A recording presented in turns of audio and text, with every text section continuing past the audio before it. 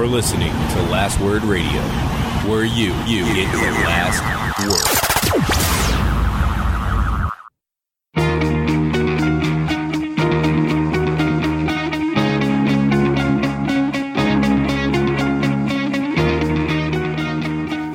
Welcome to the Fourth Line Podcast, part of the Alberta Podcast Network, powered by ATB. This is October the 15th, 2018. With you today is myself, Carl, and the always wonderful Joel. Welcome to the show, Joel. Oh, thanks for having me. Well, thanks for being on the show. Do you remember it back in the summer? We had a conversation about some lovely, intelligent individuals who stole a shark. I vaguely remember this. Yeah, we at some point we talked about this on the show, and there's another shark-related incident. I don't know, did you see this in the news today? No. Okay, so Toronto Aquarium, I believe it was, from what I can tell, it's near the CN Tower.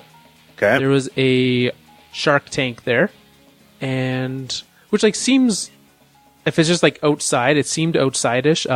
Maybe not the best place to keep sharks, but Ripley's, believe it or not, has an aquarium. And this guy jumped into the tank and was swimming with sharks. But they're not real sharks because it's Ripley's, believe it or not. They are real sharks. They are sand tiger sharks. There's also sawfish and moray eels in this tank that he's swimming in. Now there's two things that really stood out to me about this guy. Mm-hmm. One, he was naked. Two, they could not find him. So this guy jumps into the tank naked. Security says, "Hey, get out of the tank." He swims away, does another lap of the pool, and then disappears. How do you lose someone who's in an enclosed space and is clearly the only naked person? Police state that he was in such a hurry to leave, he left his jacket and shirt behind. How do you not find this guy?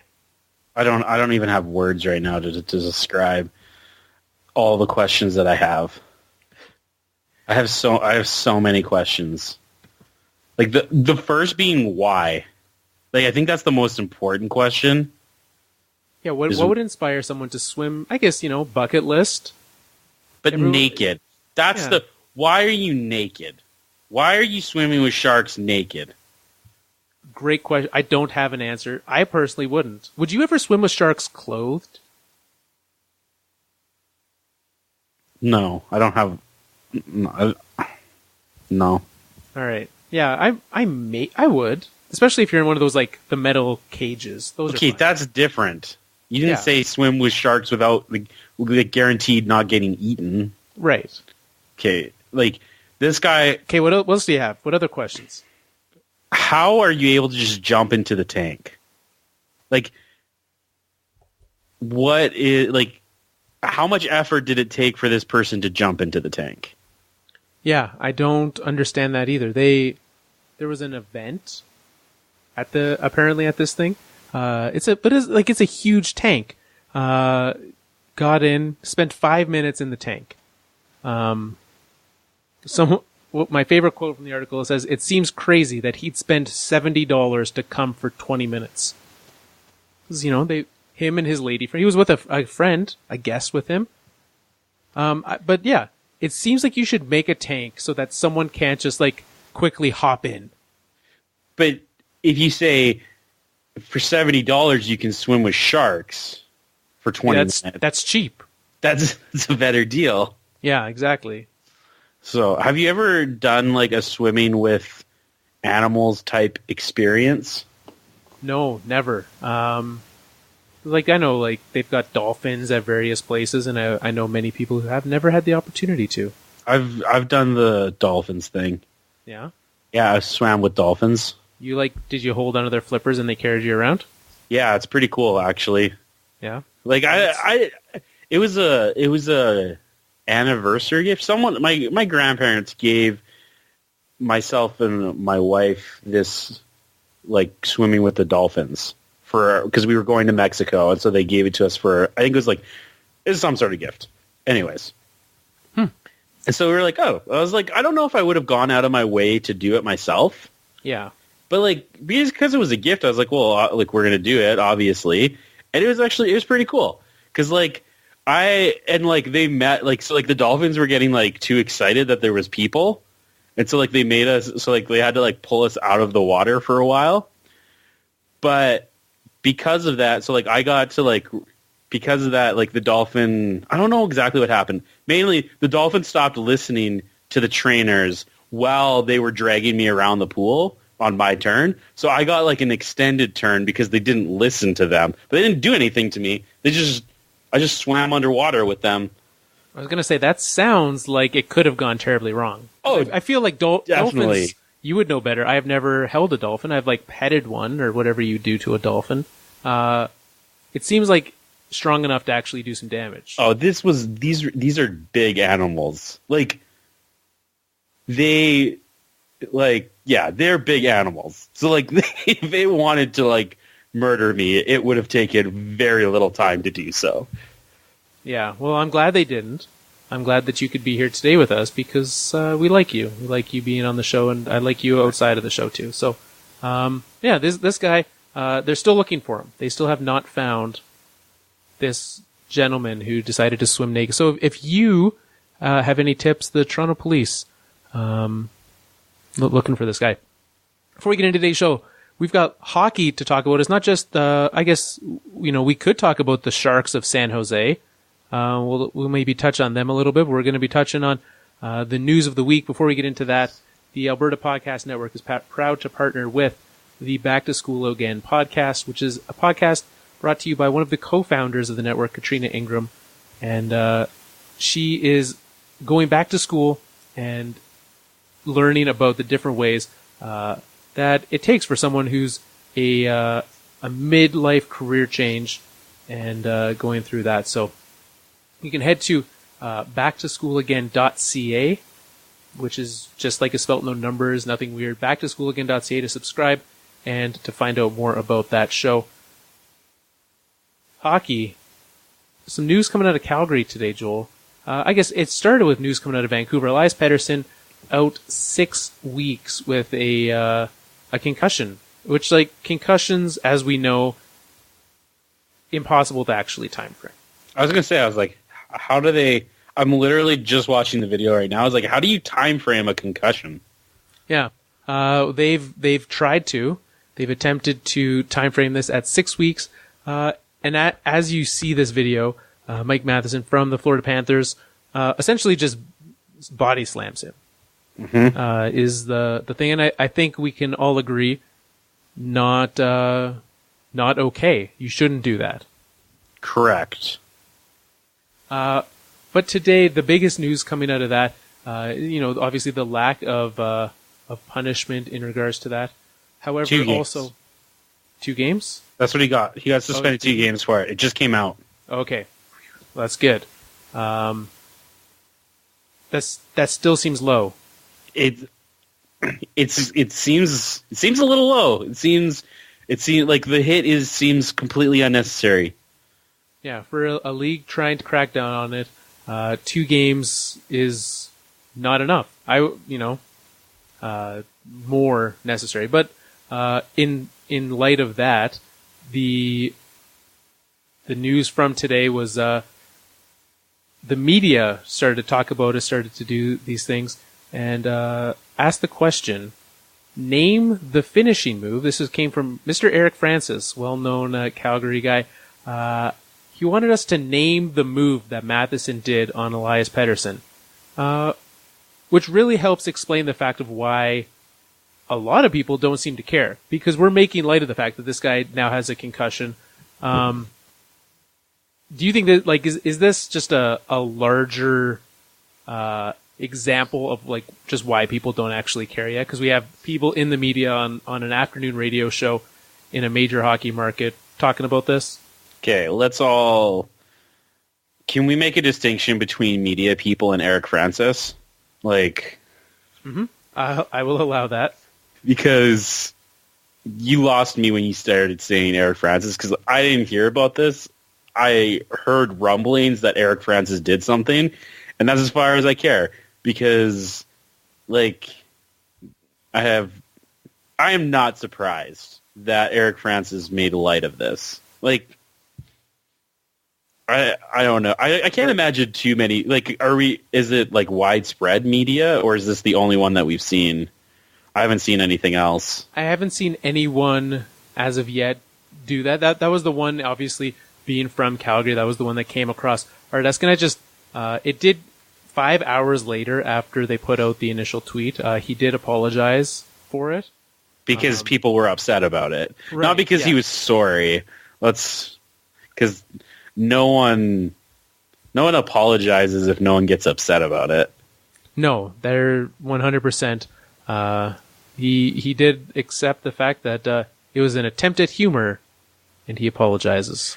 Yeah. One thing that I've always thought about when I try and be funny is to joke about injuries. Yeah. That seems like it. It's just like you said, though. I think this is a part of, like, nobody cares. Nobody cares that this is a problem. Oh, I guess I would imagine a lot of Vancouver Canucks fans now care about head injuries. Yeah. Like, yeah, agreed. But, like, people, like I don't know. Does the average fan care about this? I think the average fan does, and perhaps it's just the average fan that we surround ourselves with. But there's obviously a sizable amount, like, you know, the producers of the show on the Fan 960, Eric Francis himself. Like, there's enough people that he put that out there. That was the planned topic of the day, that they said, yeah, let's run with that. That's a good idea for us to do. So there's obviously enough of people who go through that. I guess. It just doesn't. I don't know how you change this. I don't know what you do about it. I just don't know. Like, I can't imagine the league was overly thrilled with Matheson, but yet they only suspended him 2 games. So, like, if the league doesn't care that much, why should anyone else? Right, exactly.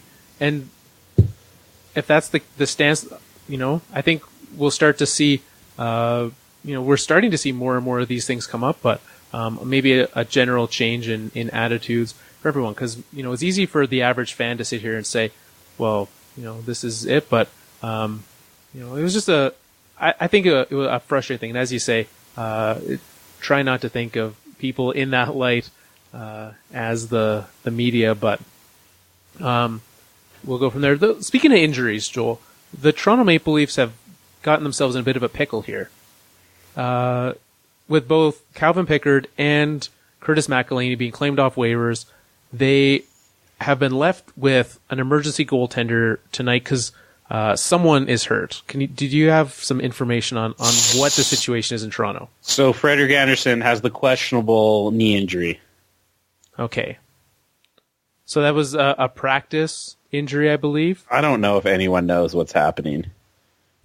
He's hurt. He's hurt, and he's day-to-day with a knee injury. That is, okay. Like, literally, like, the Leafs haven't talked about it. There was a tweet about an hour ago from the Leafs PR that says, Frederik Andersen is day-to-day with a knee injury.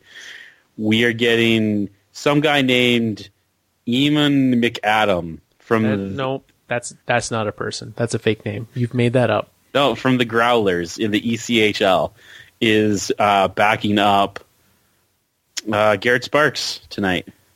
Well, there you go.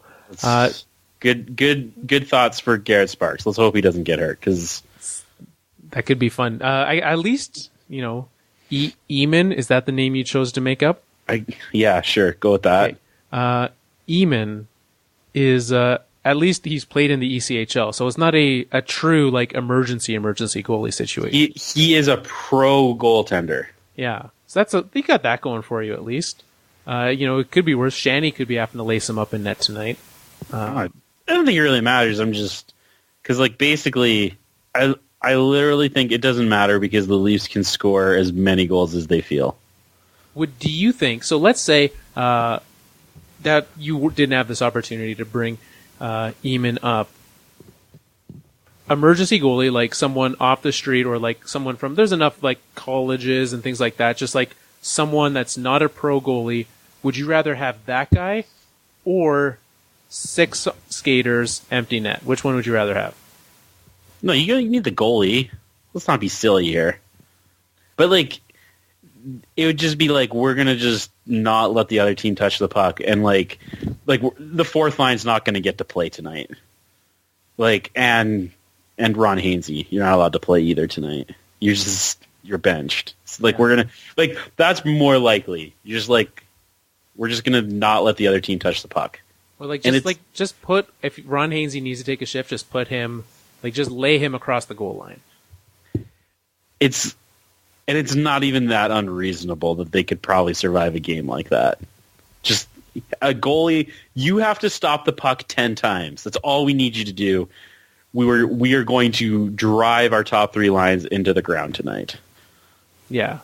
You can get away with that, especially with the lack of back-to-backs for the Leafs. I mean, yeah, so they do have, like, not until, I think they have, like, 3 in November, but they don't have any until then. But this is all that you say. Like, I'm not expecting Garrett Sparks to get hurt, so... Yeah, knock on wood with that. Well, I don't want him to get hurt. So, while we're on the Leafs, let's get our scale up here. On a scale of Andrew Raycroft to Patrick Waugh, how worried are you this week about the William Nylander situation? Oh, not as worried as, like, Leafs Twitter. Let's make it that clear. This has been a bad week. So I feel like general fandom has turned the corner on keeping him. Like, I feel like just the longer he's here, the more they're like, just trade him for anything. It started with trade him. Now it's like trade him for, like, a defenseman. Trade him. Now it's just like I want something for him. Yeah, which is, like, crazy because, like, again, very good hockey player that's got 5 years left of control. You're not just giving this hockey player away. Like, that's why no one signed him. Like, the thing that I laugh is that we're starting to see offer sheet articles come up now. What would an offer sheet look like? Basically, let's put it this way: you can't sign anything. It's like, I think it's like the average, like, it has to be like $6.5 million or so.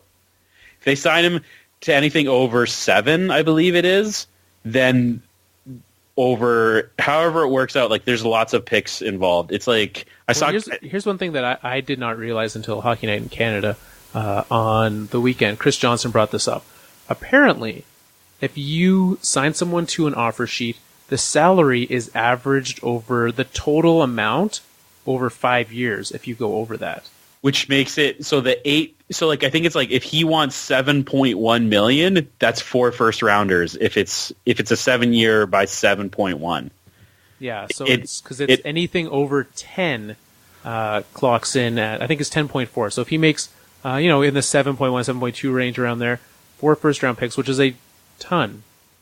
So he's not getting 7 years on an offer sheet. That's not happening. No, he's going to do that. And, like, so there might be a perfect number that the Leafs don't match and is less than 4 first rounders, but I don't see it happening. I'm trying to think. I don't know. I'm not really. Can I go, like, away from Colorado Avalanche goalies, or do I have to stay there? No. I went away from Colorado Avalanche goaltenders the whole time. I'm gonna go with. I am a Evgeny Nabokov. Ooh, okay. Now, I assume late career Evgeny Nabokov. No, prime. Really? Yeah. So you're feeling better than last, because last week you were Craig Billington, I believe. No, I was David Abisher. I don't even know who Craig Billington is. That's a name you just made up. No, that's he's another former Colorado goalie. No, I'm positive. I'm not winning a Stanley Cup. That's my, because, like, Nabokov was a Stanley Cup winner. He wasn't winning a Stanley Cup on his own. So what has made you feel better this week than you did last week? Oh, nothing. I just oscillating the roller coaster. Yeah, it's just every week is new, Carl. Every week is new, and you got highs and lows. And today we're feeling better. I think the biggest thing is I have confidence that, like, you got to think Nylander's like the Leafs are having a lot of fun right now.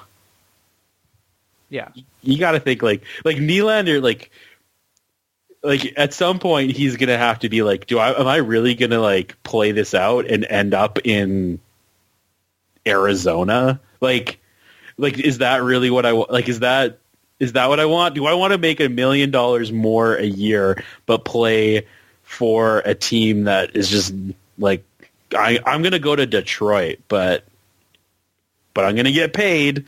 Yeah. It's like, oh, that's a depressing future for you. Well, and like you're not even going to get, like you're not going to, Detroit's not going to give up the picks because they're expecting their picks to be high. They're not offer sheeting him. Like that's the thing. The teams that have the picks that could offer sheet, the lower round picks, don't have the cap space usually, and the other ones, they're too high. So yeah, we've got to.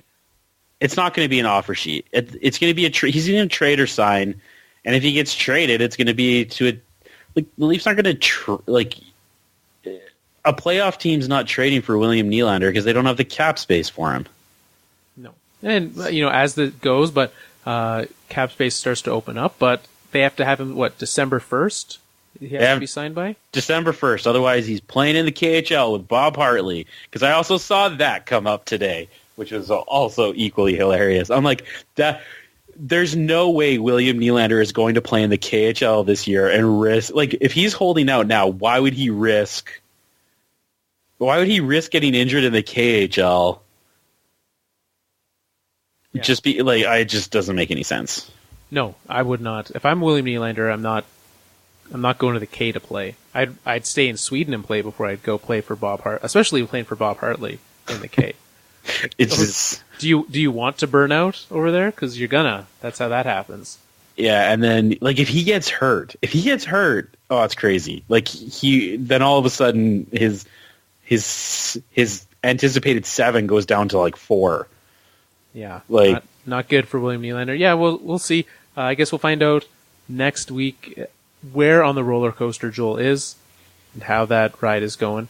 I would, as an outsider, I just steadily keep going downhill. So, I would go from David Abisher to Craig Billington this week. I'm not worried though. Like you'd be worried, like because if the worst case scenario in my mind is they trade him for something that's of equal value. They're not. I believe that you are not going to get something of equal value. The longer this goes, the more worried. I know that you, and rightfully so, like you don't have just a random basis for it. Statistically, it's more team friendly the longer this goes. But for me, the longer this goes, also the less likely it is that he's going to play. There's certainly going to be a tipping point, at which case he says, you know what, I want and need to make this up, and we talked about ways through signing bonus that can be made up, right? But I would, each week that this passed, each game that he's not in the lineup, I would get more and more worried and be... But what are you worried about? That's the question. I would be worried about that he would not be returning to this team, because I do not think that you will get appropriate value for him. If you trade him for a defenseman or for anything, you will get something worse than William Nylander back in the trade. I don't think they'll trade him. I think they'll just let him sit because he will not sit out. Like him getting paid is not an option. So November 30th rolls around and he just takes whatever the last offer on the table is. He'll take a bridge. That's the worst case scenario if he doesn't get they're not giving him away. They've already said that. So in that scenario, you're getting a bridge deal. Yeah, and then you just assume that he's gone by the end. And he'll get traded by the end of it, and you'll get equal value at that point. It's like so because when Ryan O'Reilly got traded from the Avalanche, he got traded like that. Those players didn't turn out the way that people expected, but people liked what the Avalanche got for Ryan O'Reilly. Well, and what they got for Ryan O'Reilly was better than what the Sabres got for Ryan O'Reilly when they went ahead and flipped him. So, and if you can turn Ryan Johansson into Seth Jones, that's precedent says the Leafs are not losing this. Yeah, I would say that's the difference between a center and a winger. So you need to convince the team you're trading that he's a center. No, and I'm a not. winger. I'm not saying that. I'm not saying you're getting Seth Jones for William Nylander. I'm saying you're getting the equivalent, though. Everyone knows that Columbus pulled one over on the Preds. Well, and the Preds to this day, I think if they continue, they trade out of their area of strength. So, it's not the worst thing if they trade a defenseman. Yeah. So in that sense, so the question becomes, am I worried he's going to be a Leaf? Yeah, I don't know if he's going to be a Leaf. Am I worried that this is going to turn out poorly for the Leafs? No. The Colorado Avalanche made a waiver claim this week, and normally waiver claims are quite irrelevant unless it leaves your hockey team with no backup, no third-string goaltenders.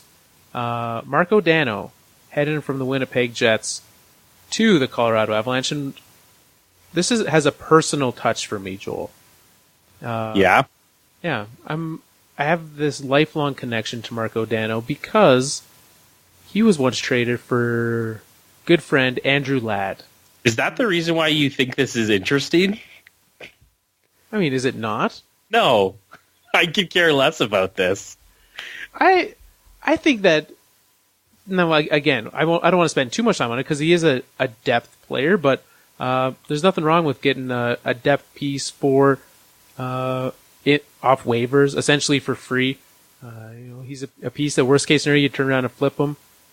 I think you give him time. He's never had consistent time in the NHL. You give him time on a roster. And, you're not flipping him. If you were flipping him, Winnipeg would have flipped him. Yeah, but what I'm saying, if you give him time on a roster, I think he could prove to be something that. Right, but that's not scenario you flip. No, that's the best case scenario. The worst case scenario is you just drop him again, which isn't bad. I don't think it's not a bad move for the Avalanche, but a worst that's the best case scenario is that you get either a bottom six forward that is a competent bottom six forward, or you get a bottom six forward that you flip into a third round draft pick. Which is great. If the Avalanche do that, that's fantastic. If you can turn a waiver claim into a third or a fourth, you've done good. But I don't know if it's going to be you're not getting anything. I don't know how special this is going to be. I am not assuming it's going to be special at all. That's literally the only reason why I enjoy it. Is it because of the Andrew Ladd connection? Yeah. Here's a quick.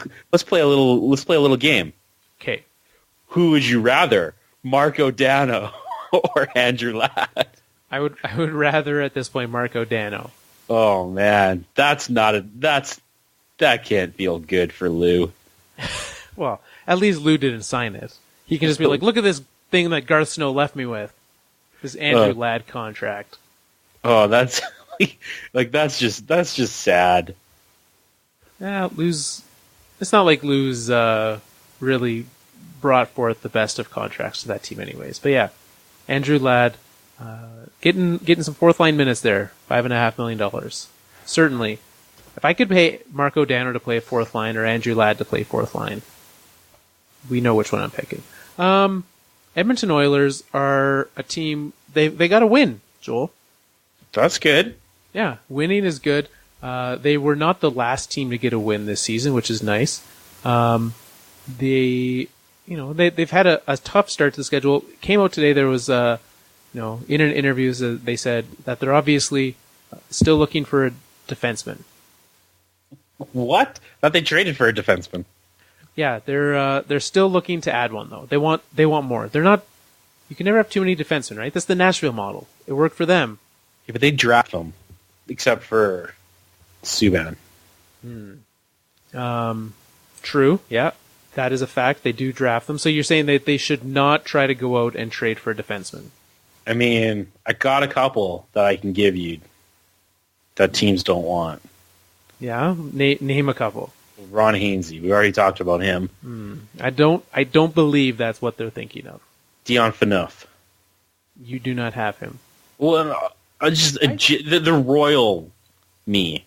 Okay, yeah. I saw it postulated that now tell me if this is how crazy this is. With the LA Kings in town, there was obviously there's 3 longtime Leafs or formerly prominent Leafs coming back this week. Bozak, Phaneuf, and Phil Kessel will all be in Toronto for games this week.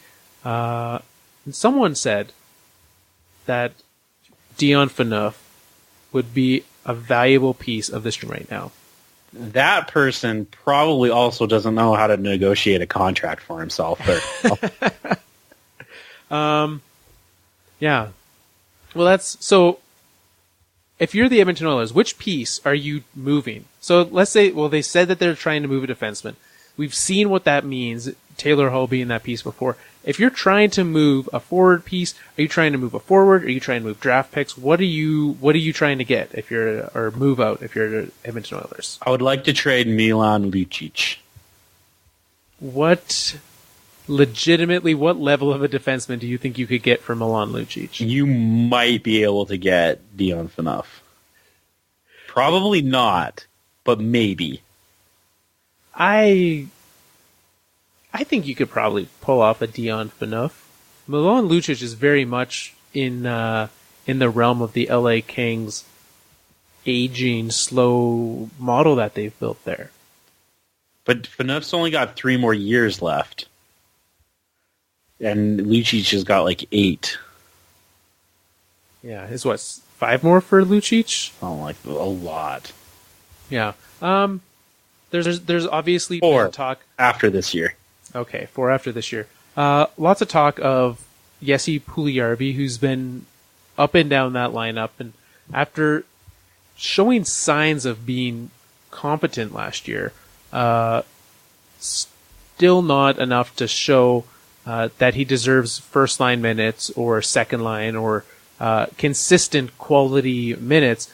A team should pick him up. To the point where so far this year, averaging 11 minutes of ice time. Someone trade for that guy. If they're legitimately like, hey, yeah, we would deal him for like an average defenseman, because like you're not going to get much for him at this point. Like, you think, like, because I'm thinking you should try to get like a mid-level defenseman, right? Someone who could, on an average team slot in second pair. I assume the Oilers would get like a third pair defenseman. Like, I assume that it would obviously be terrible because Peter Chiarelli's trades. But that's the piece that I think just based on how much they're using him, but that also makes me think, like, if you're going to try to trade him, showcase him. Dude, this is the trade. Because like both teams would probably do it. Actually, the Flames definitely wouldn't do it. But like, I would do it in a heartbeat. I would trade Puljujarvi for Mark Giordano. Just do that deal right now. Just right there and there. That would, yeah, you're right. The Flames wouldn't do that. There's no way. They love that guy. That guy is, and like, absolutely, it's a terrible trade probably for this year, but Giordano is 35 and he's got 3 more years after this. Trust me, that's not going to feel nice. He's already 35 years old. But dude, that guy is so old. Because remember, he played like 8 seasons in the K. Yeah, he went full William Nylander and disappeared to the K for the middle of his career. Yeah. Apparently it was only 1 year. But it felt like a long time.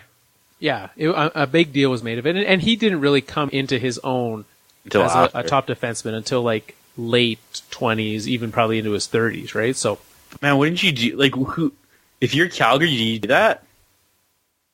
Now that I realize how, like, I know that he's not the defenseman he once was, but you cannot trade your captain. That's the biggest, like, even just the fan base reaction. You can't trade your captain for to your biggest rival 3 hours down the road for a trade that's just pure upside. Just make Tukachuk captain. Everyone loves him here.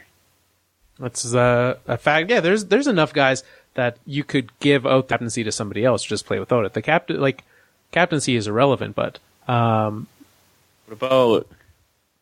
if the Panthers traded you?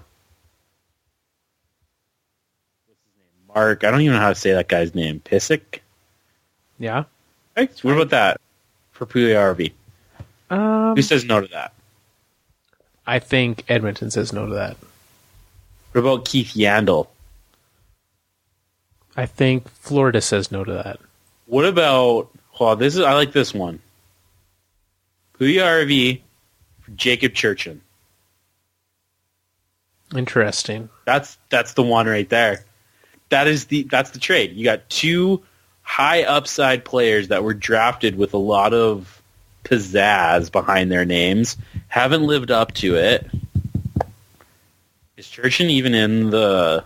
Is he in the minors right now? Yeah, Jacob Churchin is not currently a member of the Arizona Coyotes roster.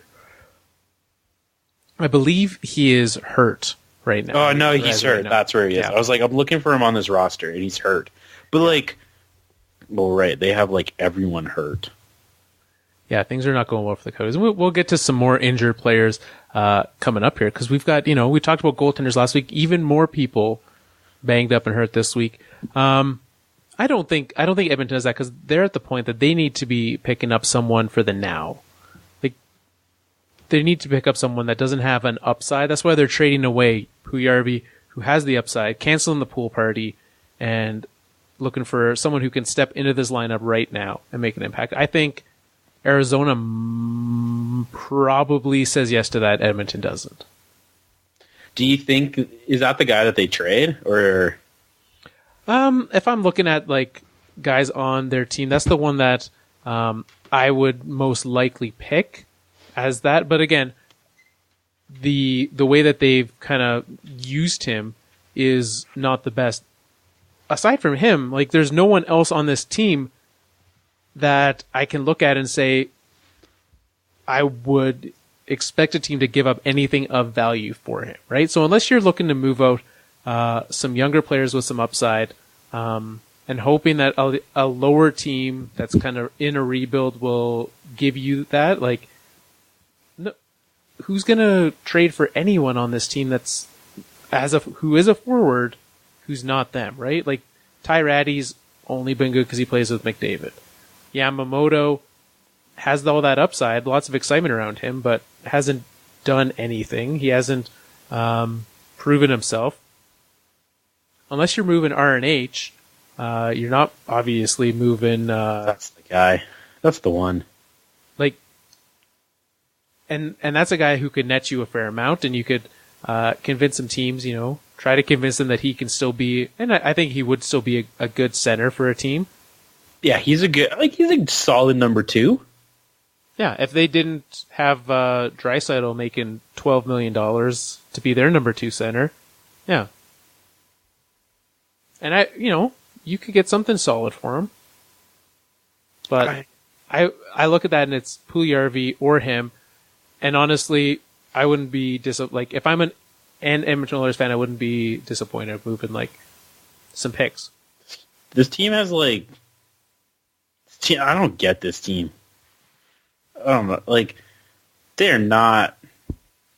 Man, it just drops off so drastically after McDavid, and it's going to drop off a little bit after McDavid, no matter what team he's on. But it's just a drastic drop off. Yeah. So this team, obviously, finally in the win column, they've started to get a little bit better, but still not great. And we're only looking at 3 games for them. A little bit better goaltending than they did last year from Cam Talbot. Do you expect the Oilers to still be a bottom feeder team by the end of the season? Probably. I don't. They're not going to finish last in the league, but they're not. I don't think they're making the playoffs. I'm trying to remember where I had them when we talked about this division. But I think we had them in the mid range, right? We had them in the realm of L.A., Calgary, kind of in that region. Yeah, but below, I had them below Calgary, I'm pretty sure. If not, they're below Calgary. Okay. Yeah, I think looking at that, Vegas struggling right now. And they're a team with injury. Their big offseason acquisition, Paul Stastny, 2 months gone for Paul Stastny. It's rough. So when the Knights start a season 2 and 4 and then are now without Paul Stastny, I think without some magical goaltending from Marc-Andre Fleury, that's a team that I think is going to fall back. They've already done it so far. That division's still so terrible that you don't have to play that good of hockey to be good. Yeah. It's the Knights are they who we thought they were? Like last Knights of this year? Yeah. Or I can't that's the thing, maybe this team is a team of extremes. Last year they were way better than they should have been, and this year they're going to be way worse than they should be. And really, they should really be a borderline and a borderline. No, they should be a NHL. Borderline NHL team. No, borderline playoff team that could be in, could not be in, but they just live in the extreme, and so they're either just going full steam, or they're just left behind by everyone. I don't know. This team is I would like to choose. I'd like to choose only two teams from this division to go to the playoffs. Just the Ducks and the Sharks, and everyone else can come from the Central. Yeah.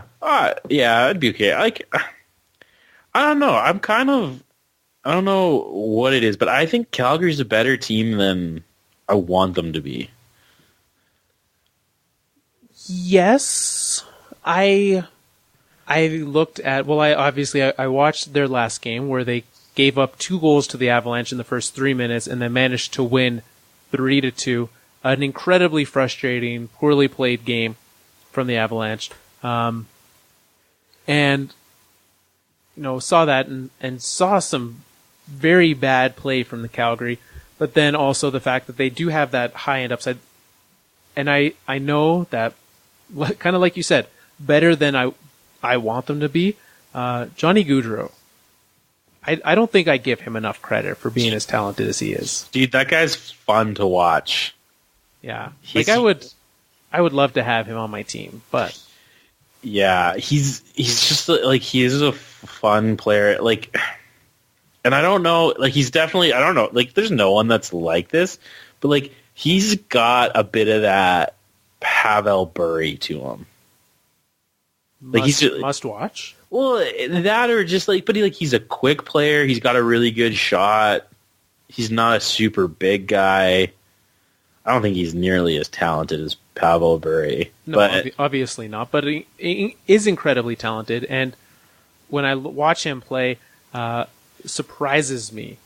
He'll be doing nothing, and then all of a sudden he's gone, and makes the necessary moves to put the puck in the net. And I'm like, oh, he turned that into something where I thought nothing was going to happen. The thing that's crazy about the Flames, though, is that James Neal is playing third-line minutes. And, everyone is talking. I don't know if the team actually said this, or I don't know or if it was just, Calgary media. But we're James Neal has to earn his top 6 minutes. And I was no, James Neal has earned his top 6 minutes. Give him his top 6 minutes. You're dumb if you don't. The fact that one would think that James Neal has not earned his top 6 minutes, but Elias Lindholm has. That's right. Oh man, that's the thing that and then maybe it's just because of Bill Peters, but dude, Neal has not in the last, he has not scored less than 20 goals. I don't think ever. Yeah. I'm trying to look. 8 years in a row. No, he has never scored less than 20 goals in his entire NHL career. And he has scored 30 he's scored 30 once, 40 once, 25. This guy is he scores goals. He is a good player. He's a top 6 forward on this team. No question asked. Why is he in the bottom 6? Yeah. No need for that to happen. And if you can't find a way to fit James Neal into your team, you are the problem at this point. Because it's not like he's only fit into one system. He did that with Dallas, Pittsburgh, Nashville, and Vegas. That's 4 organizations in 11 years. You think James Neal suddenly shows up in Calgary and is like, well, I can't play in this system. It's impossible. The problem's probably you. I'm just I'm pulling up the Capitals roster. Guess what? Top 6. James Neal fits in the top 6 of this team. Yeah, you replace him with, or Jacob Brannon with him any day of the week. And like if Tom Wilson decides that he wants to play some games this year, he loses times to James Neal. Let me tell you, there's I'm trying to think. Can you find a spot for him on the Leafs top 6? Yeah, I'm totally fine. Like I love me some Zach Hyman, but like if you're saying to me like, hey, like Zach, we love you.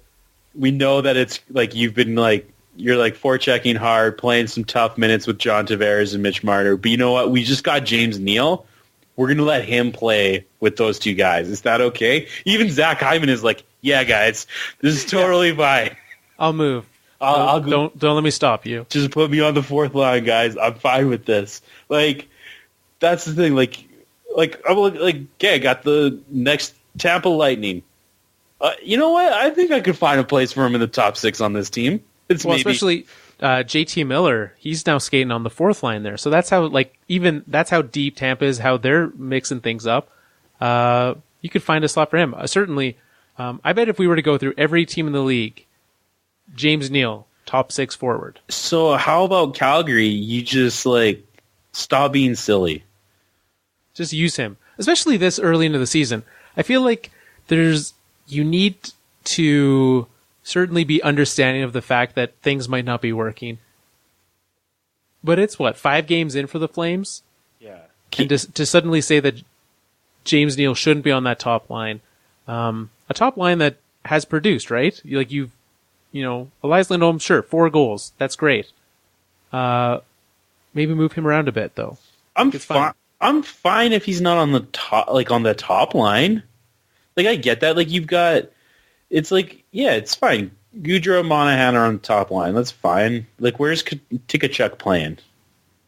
Is he second line? Yeah, Tikachuk is playing with Backlund and Austin Zarnik. How about we put second line winger? How about Neil there? Yeah. Can you imagine sitting there in free agency and you're being sold by the Calgary Flames and they're just like, we're going to give you this contract, but you got to earn your minutes. I can't imagine he would have said yes to that. Yeah, if he had been told that, I do feel he probably would have gone somewhere else. And you know what? I doubt that that's how his usage will stay all season. He's played, about 60 minutes a game so far, which is slightly less than his average, right? He hasn't had a season under 60 minutes since he was 21 years old. Of 16 or less. Did he play... when you watched the Avalanche game, did he play? Was he on the third line still that game? Yeah, he was not getting top line minutes that game. Is he getting power play time? Does the guy play? Usually he has to play on the power play. The guy that scores goals for your team. Yeah, you might want to shove him on there. I do believe, I'm trying to recall, I do believe he was getting power play time at least, and one would think that you should have him on one of those units. So. I was actually watching. I've watched a couple Flames games this year, and I was watching the game when they suddenly took James Neal off that line and just started to mess with the lines and try to fix things. And it's not necessary, but I'm not going to try to tell the Calgary Flames how to run their organization. Let's stick with the Pacific. The Anaheim Ducks are out to a 4-1-1 start. John Gibson has been the John Gibson that everyone kind of thought he would be. I've been incredibly impressed. That's the thing that stood out to me the most with this Ducks team is healthy John Gibson, probably top 5 goaltender in the league. I don't know if that's I don't know if we need to say probably. I'm fairly confident to put him in my top 5. Yeah, you would have him, John Gibson, top 5 goalie? I would say, if you're going to start saying probably, top 3. He probably is a top 3 goalie. Yeah. And then you're just getting into semantics at that point, right? Exactly. I think he's locked in as a top 5 goalie. That's what I'm saying.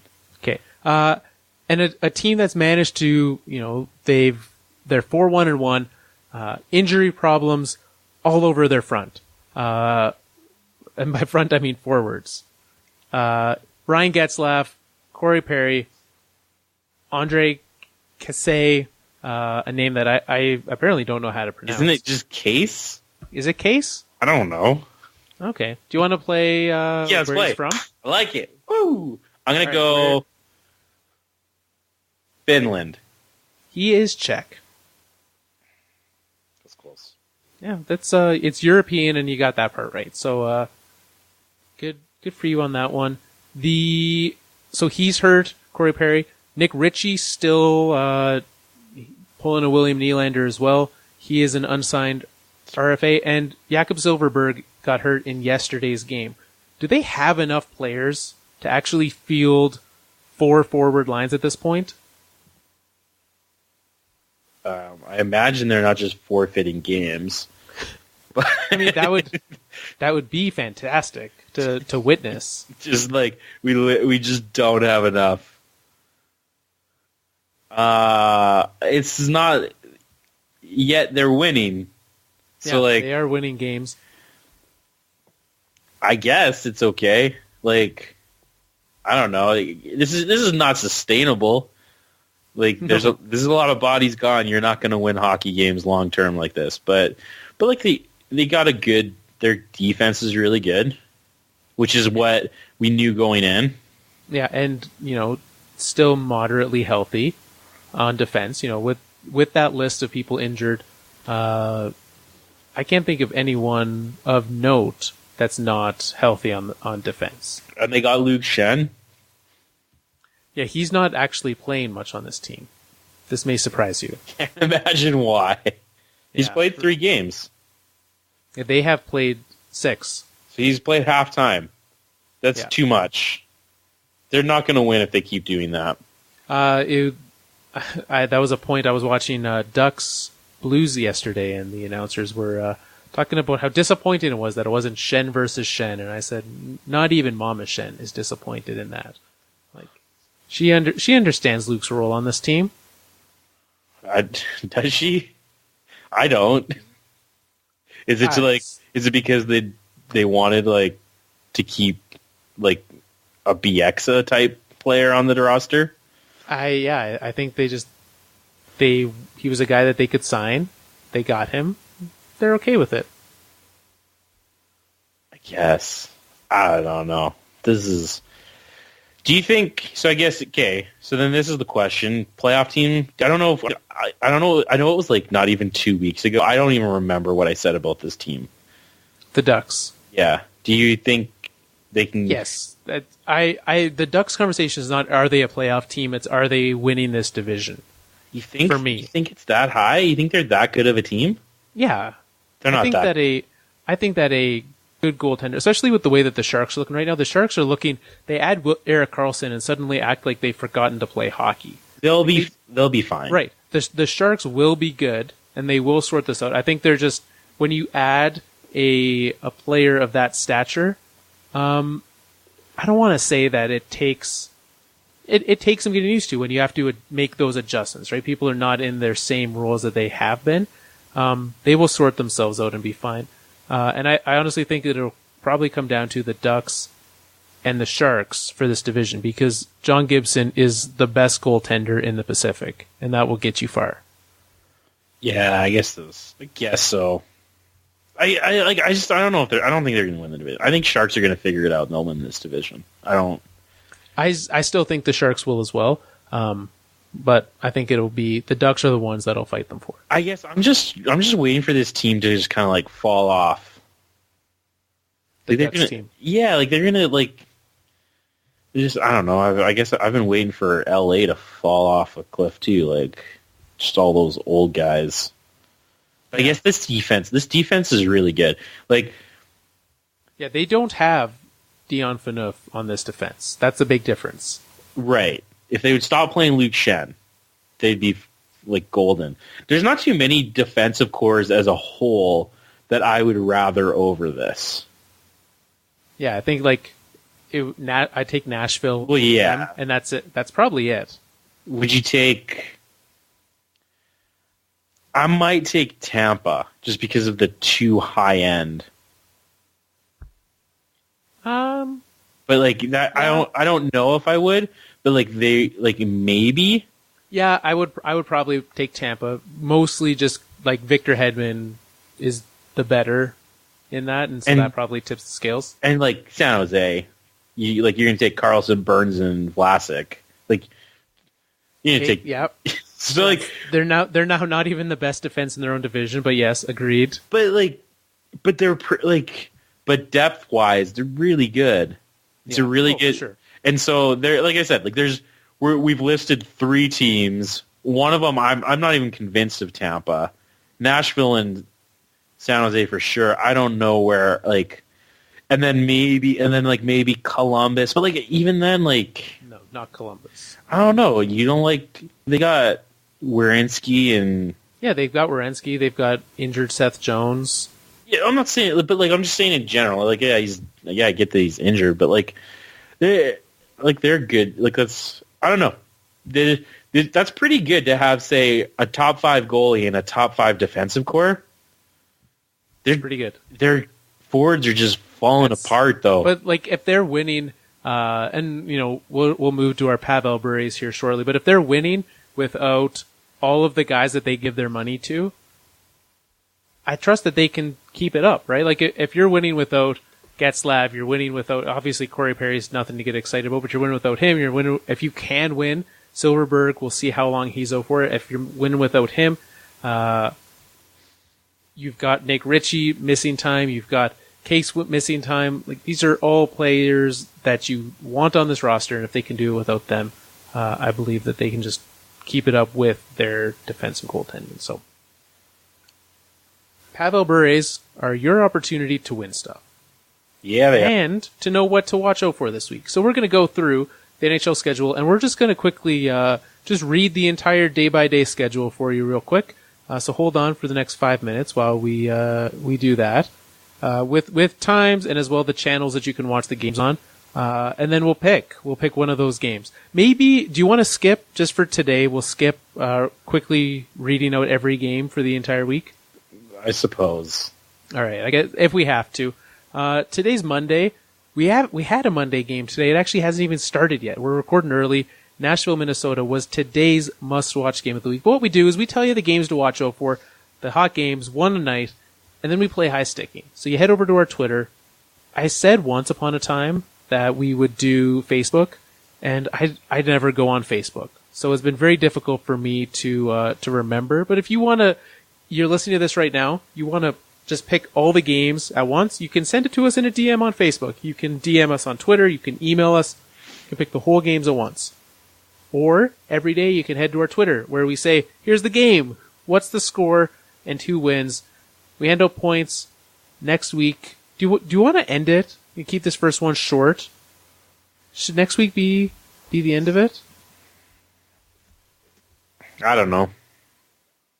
I'm looking at games, and now you're making me think about other things. You decide. So this is going to be the last week of it. So scores are going to reset. Next week we will hand out a winner on this show, and the way that works is you get points. You pick the winner, you get a point. You pick the right score, you get 1 point per team's score you got right. All those points go in a hat. We will be drawing a winner on the show next week. All right. Tuesday. What's your must-watch game? I am going to go with Dallas, New Jersey. It's a solid... I was like, I don't see that on here. Yes, that is on here. Dallas, New Jersey is a solid choice. Yeah, that's where we're going. Game 1 of the week, Tuesday night. Game 1 of the week, Tuesday night.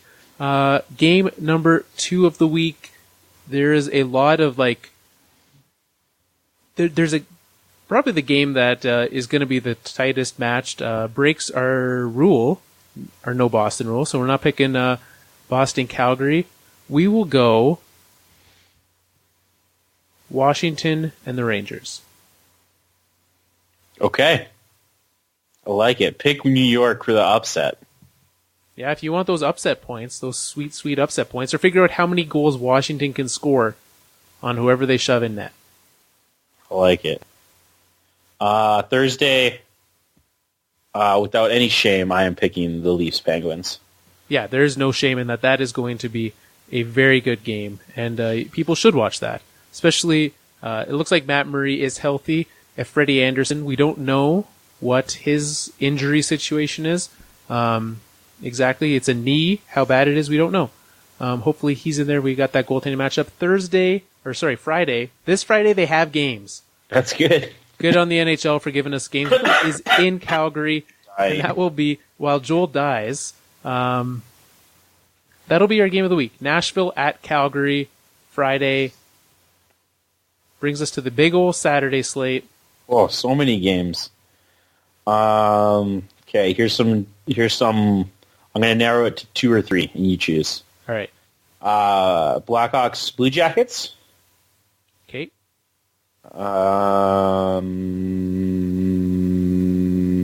That just might be the game. Okay. My other game that I would have, and probably the one I would have picked, was Ducks Knights. The Knights are bad right now, though. I'm not interested in watching them, though. Okay. Well, if you've only given me one game to pick from, Chicago, Columbus, it is. What about, because like the game? See, the other game I was looking at was Lightning Wild, but like the Wild are also playing terrible hockey. Right? I know, so that's the thing. Like, I don't know. Interesting thing. There's in the same way that, and I know that you did some research on yesterday, in regards to NFL overtime. Crazy amounts of overtime right now in the NHL. Chicago, 5 games in, all of them overtime. Yeah, it's pretty. Minnesota, I believe, has played 4 of their games overtime so far. So some of these teams are really playing for that extra point. Minnesota's only played 4 games, so then they've lost 3. 1. So it's 3 of 4. Yeah. So and then, which brings us to Sunday, and I don't. What did we go with? We went Chicago, Columbus. Yeah. On Saturday. You want to go off of Chicago on Saturday, so you go on to Chicago on Sunday? Yeah, because Chicago-Tampa would be the one that I would be looking at for Sunday, although that just seems like Tampa's going to score a lot of goals. But all those matchups are kind of, without redoing, it's a lot of good teams versus bad teams. Although Chicago could actually be not super terrible. Let's go to Tampa-Chicago Saturday. Do you want to change Saturday's game? I really don't want to watch that Ducks Knights game. Okay. So if we go off of that, let's go to Battle of Carl's teams. Avalanche Hurricanes. All right, there you go. Here's what we'll do. In the 11 a.m. game. I was going to say, we'll do 2 games that day. Because we'll do Chicago Columbus in the evening. Since there's going to be 2 Chicago games, and so when you haven't woken up yet and you miss Colorado Carolina at 11 a.m. Mountain Time, you can make up for it by getting your picks in for the late game. So there will be 2 games on Saturday, and then Tampa and Chicago coming at you Sunday. A good slate of games though this week. There's a lot of matchups going through this that I'm pretty looking forward to. So that's how it works. Head over to our Twitter at Fourth Line Podcast to be able to take part in that game. Lots of fun we have over there. If we're watching games, Joel could be tweeting from his personal account. I'll usually be doing it from mine. If you see random things about random Leafs being just strewn out from Joel's account, he's probably watching the game. Probably, yeah. Yeah. The Alberta Podcast Network is brought to you by ATB Financial. As we mentioned off the top, ATB is a great part of not just supporting this network, but supporting all kinds of things in the community. They are, want to make sure that they make their communities a better place, and they do that a lot through hockey. They put on camps for coaches, for players. They sponsor those. They sponsor games. They sponsor teams. If you are a fan of hockey in Alberta, ATB is part of making that happen. ATB.com/hockey can show you some of the ways that they do that. Head over to ATB.com/hockey for all the ways that ATB is involved in your community, just in hockey. And they continue to go to all kinds of places, so you can find that out over there. If you're looking for a bank, check them out. Our Twitter is at Fourth Line Podcast, Facebook.com/The Fourth Line Podcast. If you want to just send us all those things, if you have some questions that you have for us, or you want to see what's happening over there, you can do that. TheFourthLinePodcast.com, where you can find out everything about the show and check out some of the great writing that we have over there as well. that is the place to go. Until next time. Boom City.